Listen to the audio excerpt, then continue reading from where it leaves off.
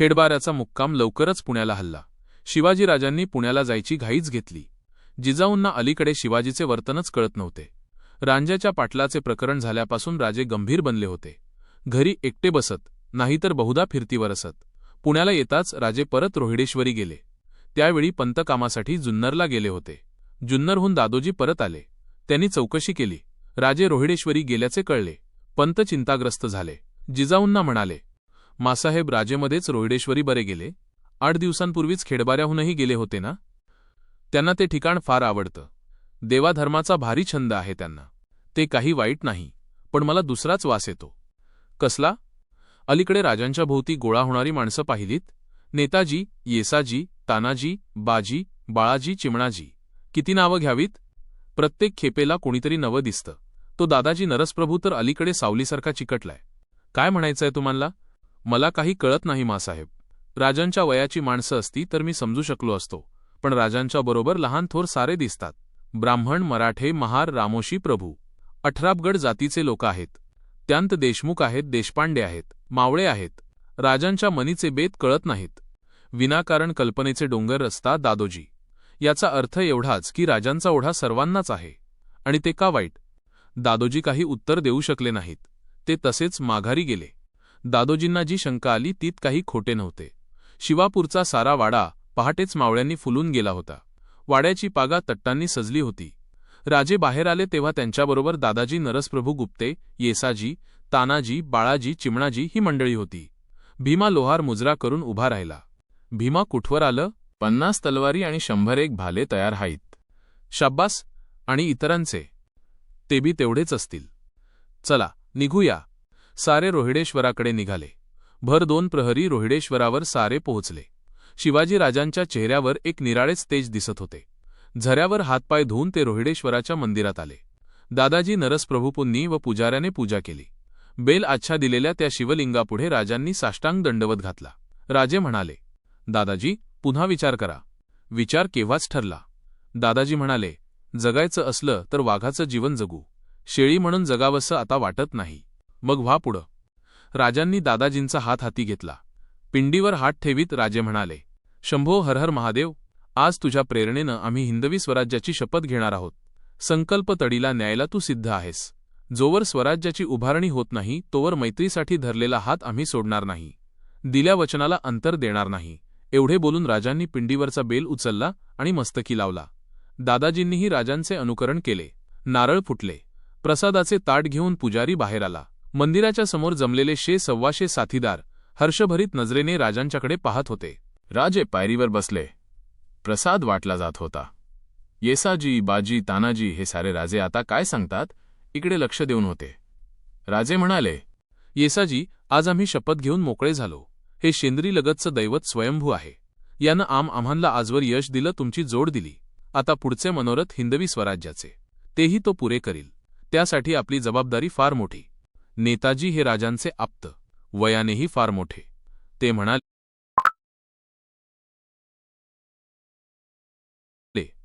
भीती कसली? भीती नाही. पहिलं पाऊल कोणतं टाकायचं, कुठून टाकायचं याचा विचार करतो आहे. त्यात विचार कसला? तानाजी म्हणाला, देवामोहर शपथ झाली तेच पहिलं ठिकाण. म्हणजे काय? रोहिडेश्वर घेऊन देवाची जागा कब्जात आणूया. कसं? फार सुरेख. पण गडाची हालत? बाजी म्हणाला, मी फिरून आलोय गड. लई तर 200 पातूर शिबंदी असाल. गडाला मजबूती नाही. चारी बाजूना खिंडारं हायत. काय दादाजी? रोहिडेश्वरावर प्रथम चाल करायची. ठीक आहे. राजे म्हणाले, उद्या रोहिडेश्वरावर स्वराज्याचा कौल घेऊ. हर हर महादेवची गर्जना उठली. राजांनी येसाजीला हाक मारली. येसाजी, बाजी, तानाजी, तुम्हा सर्वांची माणसं तयार आहेत ना? हो. रोहिड्याच्या पायथ्यालाच साऱ्यांनी गोळा व्हायचं. आम्ही तिथं पहाटे येऊ. आवाज गोंधळ होऊ द्यायचा नाही. सारं कसं चुपचाप पार पडलं पाहिजे. सारे रोहिडेश्वराच्या डोंगरावरून परतले. राजे समोर दिसणारा किल्ला पाहत उतरत. मध्यरात्र होईपर्यंत राजे वाड्यात जागे होते.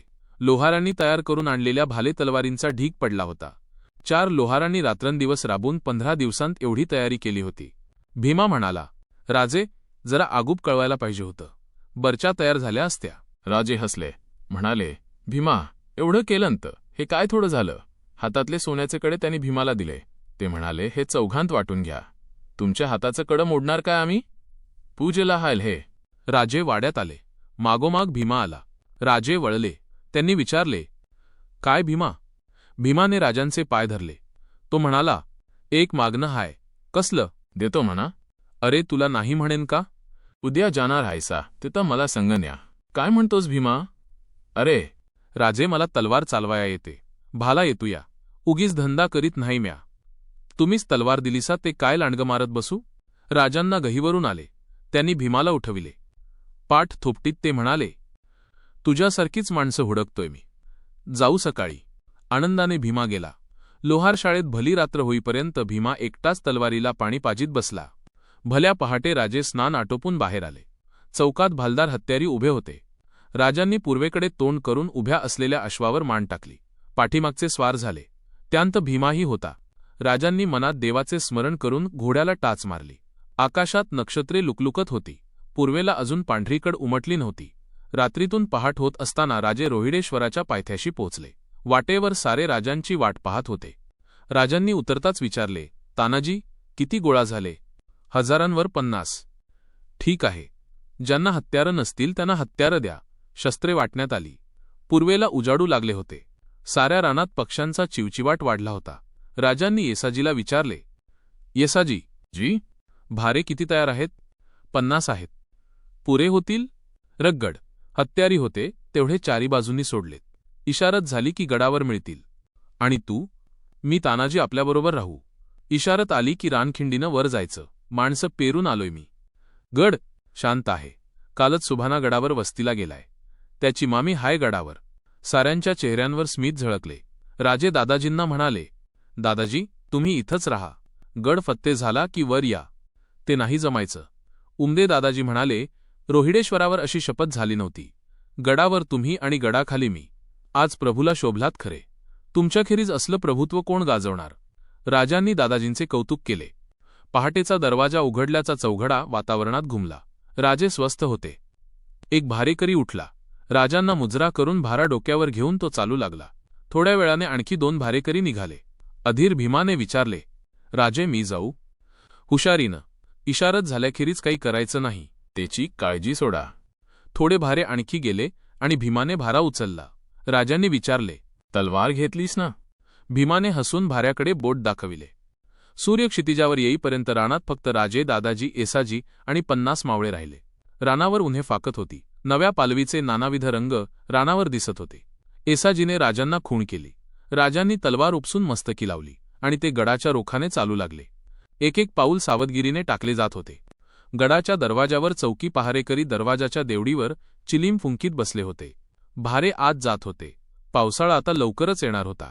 गडावर झडी बांधायचे काम सुरू झाले होते. भारे घेऊन जाणारे सरळ गडात जात होते. पण जसे जास्त भारे जाऊ लागले तसे एकाचे लक्ष त्याच्याकडे गेले.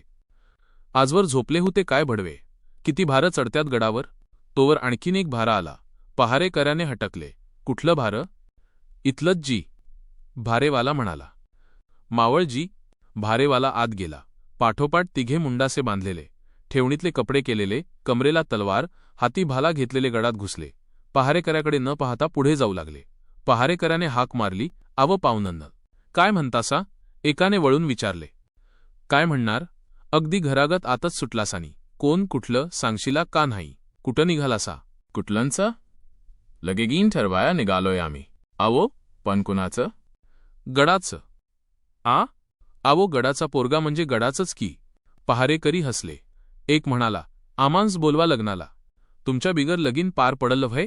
म्हणत तिघे मिशीवर ताव देत गडावर गेले. एका पहारेकऱ्याच्या डोक्यात कीड पडली होती. त्याला कुठेतरी खटकत होते. हे भारेकरी लग्न ठरवायला गेलेले हत्यारबंद इसम. त्याला काही सुचेना.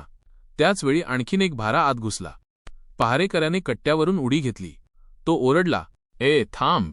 भारेवाला थांबला. कुठं भारं घेऊन निघालास? आत जी. ते दिसतंय मला. कुणाच्या घरात? वाड्यात जी. किल्लेदाराच्या? वाय जी. काल हवालदारानं वर्दी दिली होती तेच भारं? व्हय जी, भारेकरी म्हणाला. टाका भारा खाली. भारा खाली टाकला गेला. पहारेकरी ओरडला, सोड भारा. देवडीवरचे सारे हसत होते. एकजण म्हणाला, राम्या, कशाला गोतं करतोस त्याचं? जाऊ दे. तिकडे लक्ष न देता रामजी म्हणाला, उघड भारा. भारेकऱ्याने पाहिले. सूर्यवर चढला होता. तो बेताने वाकला आणि एकदम तोंडात बोट घालून त्याने शिळ घातली. आयलाल. डोंबारी काय? पहारेकरी म्हणाला. तोच भाऱ्यातून तलवार उपसली गेली. उभ्या जागी पहारेकऱ्याचे डोळे ताठरले. क्षणात तो देवडीकडे धावू लागला. त्याने 2 पावले टाकली असतील नसतील तो त्याच्या पिंढरीवर घाव बसला. किंचाळत पहारेकरी कोसळला. देवडीवाल्यांच्या हातून चिलीम केव्हाच सुटली होती. पायावर पडलेला इंगळ झटकत एक उभा राहिला. बाकीच्या दोघांनी त्याचे अनुकरण केले आणि जेथे तलवारी भाले ठेवले होते तिकडे ते धावले. शिळ घुमताच मागचा भारेकरी सावध झाला. भीमाने भारा खाली टाकला आणि तलवार काढून तो धावू लागला. एक पहारेकरी नगारखान्याजवळ जाऊन पोहोचला होता. खाली चकमक चालू झाली होती आणि नगाऱ्याचा आवाज गडावर घुमू लागला. गडाच्या चारही बाजूंनी हर हर महादेवच्या गर्जना उठत होत्या. हातघाईचे तुरळक सामने होत होते. पाहता पाहता चारही बुरुजांच्या चौक्या काबीज झाल्या. गडाच्या किल्लेदाराची झोप अजून उतरली नव्हती. तो धडपडत बाहेर आला. एकच गोंधळ गडावर माजला होता. शिवाजी आला. आरोळी उठत होती. किल्लेदार तलवार घ्यायला वळला, पण त्याचवेळी चारही बाजूंनी शिवाजीचे लोक पुढे आले. किल्लेदार गिरफ्तार झाला. शिवाजीराजे एका बुरुजावरून हे सारे पाहत होते. गडावर शांतता पसरली. राजे संथ पावले टाकीत पायऱ्या उतरले. साऱ्यांचे मुजरे झडले. अभिमानाने कौतुकाने साऱ्यांचे चेहरे फुलले होते. भीमाच्या पाठीला जखम झाली होती. राजे म्हणाले, भीमा, अंगावर जखम घेतल्याखेरीज बरं वाटत नाही? राज, करणार काय? नामर्दाची जातही. पाठीवर घाव घातला, पळत सुटला असशील. तानाजी चिडविण्यासाठी म्हणाला. तर येशीत जाऊ बघ. 2 मुर्द पडल्यात. किल्लेदाराला समोर आणले गेले. किल्लेदार थरथरत होता. उसने अवसानाने तो म्हणाला, हे बरं नव, सांगून ठेवतो. लई दीस गमजा चालायच्या नाहीत ह्या. येसाजी, गडावर तोफ आहे? जी आहे. याला तोफेच्या तोंडी द्या. राजे म्हणाले. किल्लेदार एकदम राजांच्या पायांवर पडला. राजे, यात काय माझा गुन्हा नाही. गड तुमचा हाय. सांगशिला ती चाकरी करीन. राजे हसले. दादाजींच्याकडे वळून म्हणाले, दादाजी, पाहिलंत? ही आदिलशाहीची इमानी माणसं. किल्लेदारांना नजरकैदेत ठेवा. येसाजी, पुढची व्यवस्था होईपर्यंत तुम्ही गडावर रहा. बाळाजी, चिमणाजी, गडाची मालमत्ता, धान्य, शिबंदी यांचा हिशेब करा. आम्ही पुण्याला जाऊन ताबडतोब माघारी येऊ. गडाच्या बायाबापड्या येऊन राजांच्या पाया पडत होत्या. राजांनी साऱ्यांना धीर आश्वासन दिले. गडाची शिबंदी राजांची बनली. जखमींना तातडीने डोलीने शिवापूरच्या वाड्यात हलविण्यात आले. गडाच्या प्रथम दरवाजाशी येताच राजांचे लक्ष नगारखान्यावर फडकणाऱ्या हिरव्या ध्वजावर गेले. राजांनी विचारले, दादाजी, आपला झेंडा आणलात ना? जी, म्हणत दादाजींनी झेंडा पुढे केला. दादाजी, देवाच्या इच्छेनं स्वराज्याचं पहिलं पाऊल पडलं. त्याच देवाचा ध्वज आम्ही यापुढे वापरू. देवाचं राज्य उभं करू. नगारखान्यावर राजे गेले. आदिलशाही ध्वज उतरला गेला आणि निळ्या आकाशाच्या पार्श्वभूमीवर भगवा ध्वज फडकू लागला.